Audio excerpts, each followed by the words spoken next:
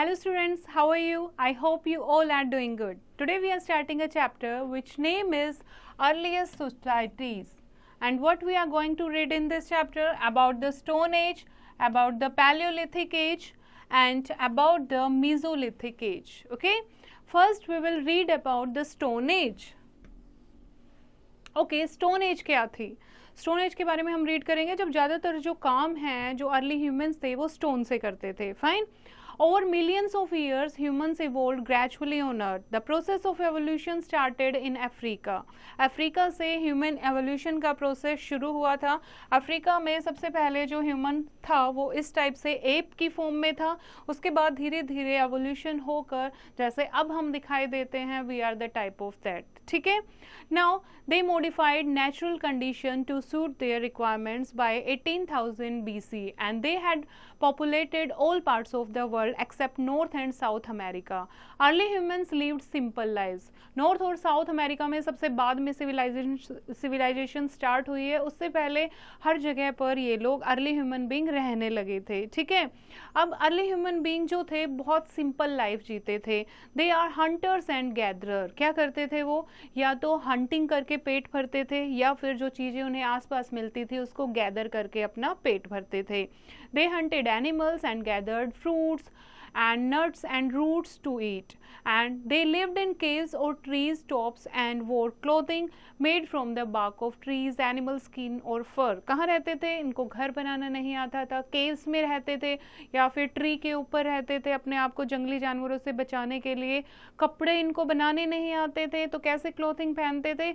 या तो bark of trees की बनी हुई या एनिमल स्किन को लपेट लेते थे या फिर किसी फर को या लंबी लंबी जो लीव्स होती थी उनको. They used simple tools and weapons made of stone and bones. और वो simple tool यूज़ करते थे जो किसके बने होते थे? Stone and bones के बने होते थे. The human remains like bone, skull, etc. and found in various river valleys of India prove that early man evolved from an ape-like creature. ऐसा माना जाता है जो भी हमारे पास बोन, स्कल जो भी आर्कियोलॉजिस्ट को मिले हैं उनकी स्टडी से हमें पता लगता है, प्रूव होता है कि जो अर्ली ह्यूमन बीइंग थे वो कहाँ से स्टार्ट हुए थे? एप लाइक क्रिएचर से. ठीक है. उसके बाद धीरे धीरे archaeologist have found out that the remains are more than 50,000 to millions old and earlier societies used stones as their tools and weapons to hunt and gather food. This period of prehistorical time is usually referred as Stone Age by historian. इसीलिए जो सादा जितना भी काम होता था, जो weapon का काम है या टूल्स का काम है, वो कैसे यूज करते थे? Made up of stone and bones. इसीलिए इस एज को क्या कहा है हिस्टोरियंस ने? Stone age. Okay. To understand how early man developed his skills gradually, we need to study this period by dividing it into three stages. The three stages are Paleolithic age, which is Old Stone Age, उसके बाद है Mesolithic और उसके बाद है Neolithic. अब कैसे early human being ने कैसे इतनी ज़्यादा डेवलपमेंट की, उसको स्टडी करने के लिए हमें 3 पीरियड ऑफ हिस्ट्री पढ़ने होंगे. सबसे पहले हम बात कर रहे हैं Paleolithic age. Paleolithic यानी old stone as. Okay. And this time the Palaeolithic is derived from 2 Greek word. 2 word से मिलके बना है. 2 ग्रीक वर्ड से. पैलियो जिसका मतलब है ओल्ड एंड लिथोस का मतलब होता है बच्चे स्टोन. ठीक है. यानी ओल्ड स्टोन. तो पैलियोलिथिक, पैलियो मतलब ओल्ड और लिथिक मीन्स स्टोन, तो इसको हम ओल्ड स्टोन एज भी बोल सकते हैं. This was the age when man use stone tools which were rough and unfinished. सिर्फ पत्थर को एज अ टूल यूज करते थे. तो टूल उनके कैसे होते थे? रफ और अनफिनिश्ड होते थे. The old stone age began in India about 5 lakh years ago and it lasted up to around 10,000 BCE. During this Paleolithic age, man was a nomad. यानी वो एक जगह से दूसरी जगह क्या करते रहते थे? मूव करते रहते थे in search of food and shelter. That's why they are called food gatherer और hunter gatherer. इसीलिए नोमैड पीपल थे, इधर उधर मूव करते रहते थे खाने की तलाश में, रहने की तलाश में, तो इनको क्या कहते थे? फूड गैदरर और hunter gatherer. Why did the food gatherers और hunter gatherers move from place to place? क्यों मूव करते थे ये?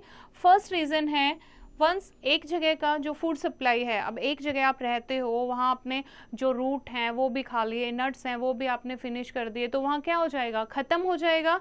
तो फिर क्या करते थे, वो दूसरे एरिया में मूव कर जाते थे। एंड सेकंड क्या रीज़न था, men who wanted animals would follow movements of animals because big animals would go in search of smaller animals and plant eating animals would took for greener pastures। अब दूसरा क्या करते थे, जो animals को Hunt करते थे, ठीक है, वो क्या करते थे, एनिमल को चेज करते थे, क्योंकि जो बड़े एनिमल थे वो छोटे एनिमल्स को खाते थे, छोटे एनिमल जो थे वो प्लांट्स को खाते थे। तो गुड पास्चर की तलाश में कि उनको कहाँ खाने की चीज़ मिल सकती है, वो कई बार एनिमल को चेज करते थे, इसीलिए वो मूव करते रहते थे। थर्ड रीज़न क्या है कि वो क्यों मूव करते थे, because in the search of different type of seasonal fruits and plants, कि उन्हें कहाँ कौन सा फ्रूट मिलेगा, कहाँ कौन सा प्लांट मिलेगा जिसको वो खा सकें।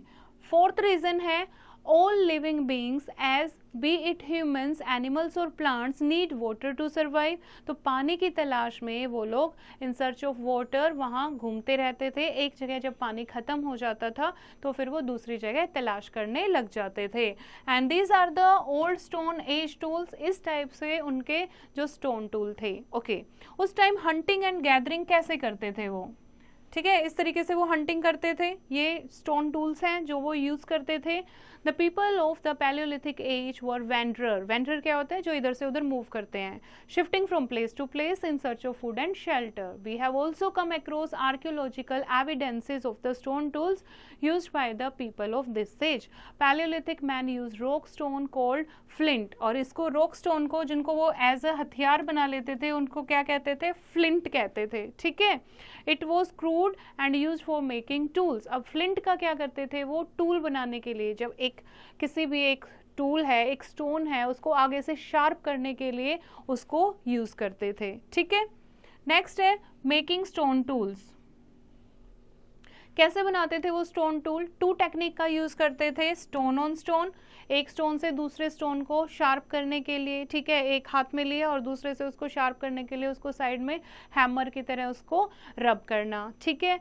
और उसके अलावा सेकंड क्या था, that is pressure flaking. Pressure flaking क्या थी, in this course core was placed on a hard surface. एक हार्ड सरफेस पर एक स्टोन को रखा जाता था। The hammer stone was used, और उसके बाद हैमर स्टोन से या फिर अ पीस ऑफ बोन और stone placed on the core to remove flakes that could be shaped into tool. और उसके बाद फ्लेक को शार्प करने के लिए उसके ऊपर उससे मारा जाता था और उसको अलग किया जाता था, उसको शेप किया जाता था, ठीक है। तो दो चीज़ यूज होती थी, stone on stone and second is pressure flaking. Now next है discovery of fire. Okay, so how interesting it is. अब एक स्टोन टूल बनाने के लिए दो टेक्निक का यूज़ करते थे। जब वो स्टोन ऑन स्टोन की टेक्निक यूज़ कर रहे थे तब उन्होंने क्या देखा कि कुछ स्पार्क्स जो हैं वहाँ पास में सूखी पत्तियों के पास चली गई, ठीक है। जब एक स्टोन को दूसरे स्टोन को वो शेप करने के लिए स्ट्राइक कर रहे थे तो कुछ स्पार्क सूखी पत्तियों पर चले गई और वहाँ पर वो क्या देखते हैं कि वहाँ पर आग लग जाती है, ठीक है, फायर इनिशिएट हो जाती है। He could start a fire when ever he wanted. अब उन्हें क्या हो गया था, आग जलाना आ गया था।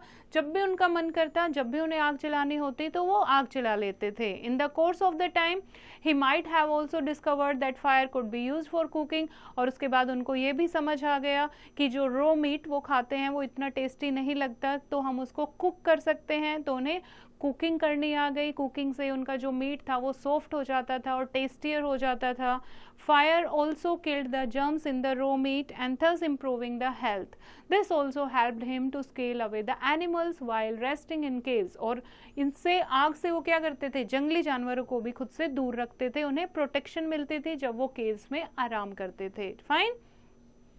Now skills and knowledge of Palaeolithic man. जो ओल्ड स्टोन एज में जो लोग थे उनके पास क्या नॉलेज थी, क्या नॉलेज थी, वो क्या थे, हंटर थे। Early man who was a hunter and a gatherer started living in caves। अब जो इधर से उधर घूमते रहते थे, nomad people थे, अब वो caves में रहना उनको आ गया था।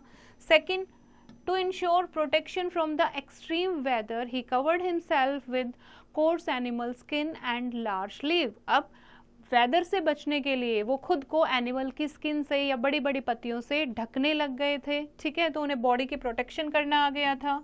उसके अलावा he started moving from one place to another and also started collecting nuts, fruits, roots of plants. And though early humans moved in a large group, they were still afraid of lightning and thunder. अब हालांकि वो बड़े बड़े group में move करते थे, सब लोग एक साथ मूव करते थे, लेकिन फिर भी वो लोग लाइटनिंग और थंडर से डरते थे। Next is the primary weapon वो स्टोन एक्स, और जो उनका प्राइमरी वेपन था यानी फर्स्ट वेपन था, मेन वेपन जो था उनका क्या था, stone axe, that is often using for hunting.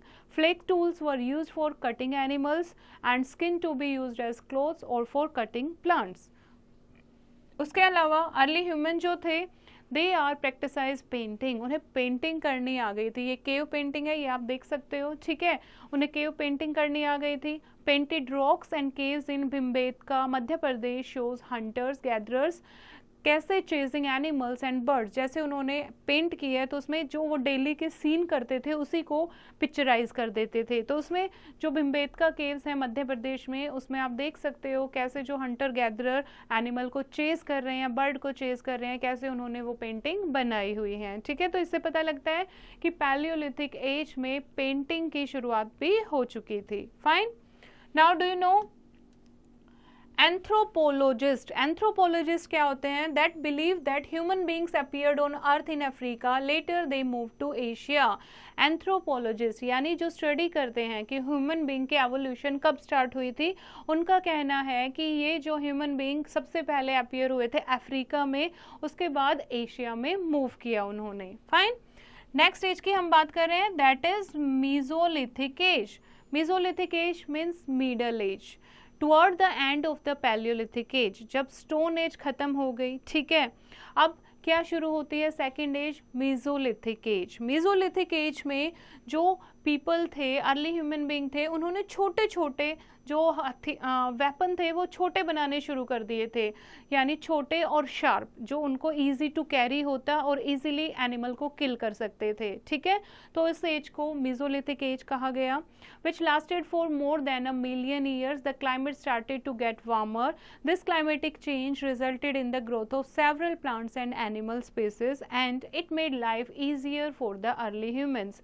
This period is called the Mesolithic age. अब क्या हो गया था, जो क्लाइमेट है वो चेंज होने लगा था, बहुत सारे प्लांट और एनिमल स्पीसीज नई आ गई थी, ठीक है, इससे अर्ली ह्यूमन बीइंग की जो लाइफ थी वो थोड़ी ईजी हो गई थी, ठीक है।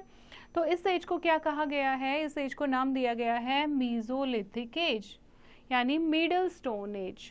The changes that took place in nature during the Mesolithic age changed the life of the early hunter-gatherers in many ways.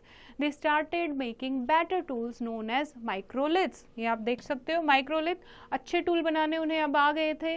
These tools looked like stone blades and helped in activities like fishing and capturing bigger animals. ठीक है, next है domestication of plants and animal.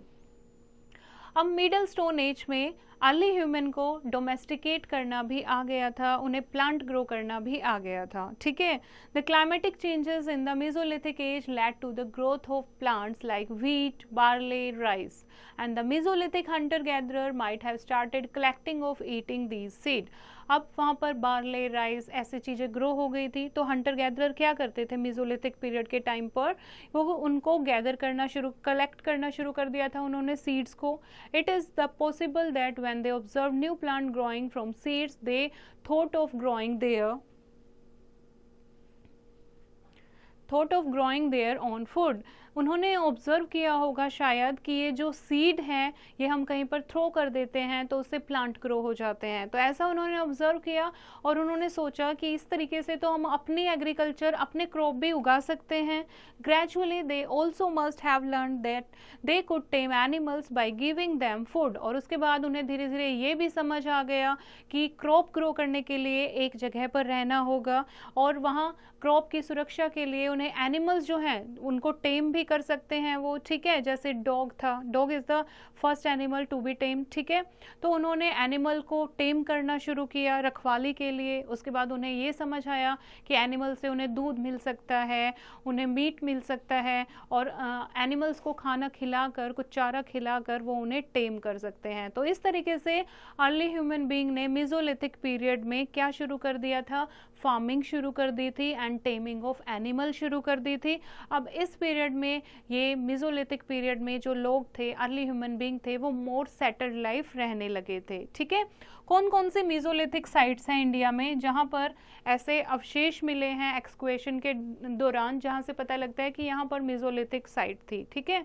मेसोलिथ sites are scattered throughout the India. Major among these are the sites in the plains of Gujarat and rock shelters of Bhimbetka and Adamgarh, that is in Madhya Pradesh, Chota Nagpur, Uttarakhand, sites along the bank of the river Ganga between the Ghazipur and Varanasi, and Bagor and Buddha Pushkar and Birbhanpur, that is in West Bengal, and Sangatkalu, Karnataka, etc. In the next stage of the development in stone tool technology from about 10,000 years ago is known as Neolithic. Neolithic में हम पढ़ेंगे कि कैसे उन्होंने iron stone tool बनाने शुरू कर दिए थे, कैसे मेटल का आविष्कार हो गया था, अब कैसे उनकी लाइफ और ज़्यादा ईजी होने लगी थी, ठीक है। And do you no the sites that refer to where the remains of tools, building, utensil, etc. are found.